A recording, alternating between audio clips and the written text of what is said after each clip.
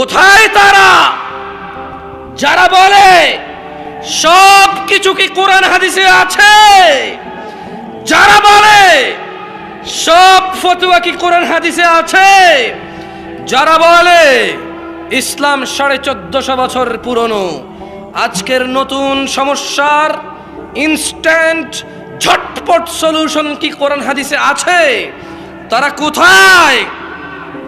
তারা কেন এই হাদিসটা পড়ছে না? তারা কেন এই হাদিসটা পড়ছে না?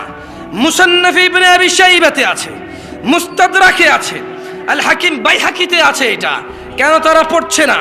আব্দুল্লাহ ইবনে মাসউদ রাদিয়াল্লাহু আনহু বলছেন, আল্লাহর নবী বলেছেন, ইন্নাহু লাইসা শাইউন ইউকাররিবুকুম ইলাল জান্নাহ ইল্লা ক্বাদ আমারতুকুম বিহ। এমন কোন ভালো কাজ নেই যা তোমাদের জান্নাতের নিকটবর্তী করবে, অথচ আমি মুহাম্মদ নির্দেশ দেইনি সাল্লাল্লাহু আলাইহি ওয়াসাল্লাম। ওয়ালাইসা শাইউন ইউকাররিবুকুম ইলান নার ইল্লা ক্বাদ নাহাইতুকুম আনহু। এবং এমন কোন কিছু নেই যা তোমাদের জাহান্নামে নিয়ে যাবে, আমি নিষেধ করিনি। এমন কোন মন্দ কাজ নেই যা আমি নিষেধ করিনি, যা করলে তোমরা জাহান্নামের নিকটবর্তী হবা। কোথায় তারা যারা বলে কোরআন ও হাদিসে সকল সমস্যার সমাধান নেই? দিনী ভাই আমার, আমি জোরে কথা বলি, তুমি ধরে নাও, তুমি ধরে নিও না, তুমি বিশ্বাস করো, আমি ইচ্ছা করে বলি না। যদি আমার এটা ফিতরাত না হতো, যদি এটা আমার অভ্যেস না হতো, তাহলে কেন আমি প্রত্যেকটা প্রোগ্রামে এমন করে বলতাম? তুমি আমার জোরে কথা বলাতে মনে কষ্ট নিয়ে কোরআন হাদিস উপেক্ষা করিও না। এগুলো আমার কথা না, আমি পড়ে শোনাচ্ছি।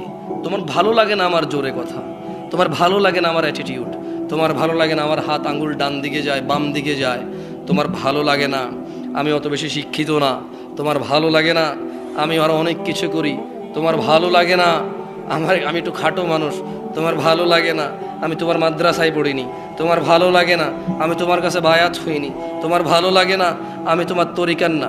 ঠিক আছে, আমাকে বাদ দাও, আমাকে বাদ দাও। তুমি তো শিক্ষিত মানুষ, তুমি তো মাদ্রাসার ছাত্র, তুমি তো মাদ্রাসার শিক্ষক, তুমি তো মসজিদের ইমাম, তুমি তো মুহাদ্দিস, তুমি তো খতিব। ভাই আমার, শুধু আমার মুখে শুনছো বলে, আমাকে ঘৃণা করো বলে আল্লাহর নবীর হাদিসকে অস্বীকার করবা? ছি, অনেক ভুল সিদ্ধান্ত তোমার। ইসলাম অল্প সংখ্যক মানুষ দ্বারা সূচনা হয়েছিল, আবারও তা অল্প সংখ্যক মানুষে ফিরে যাবে।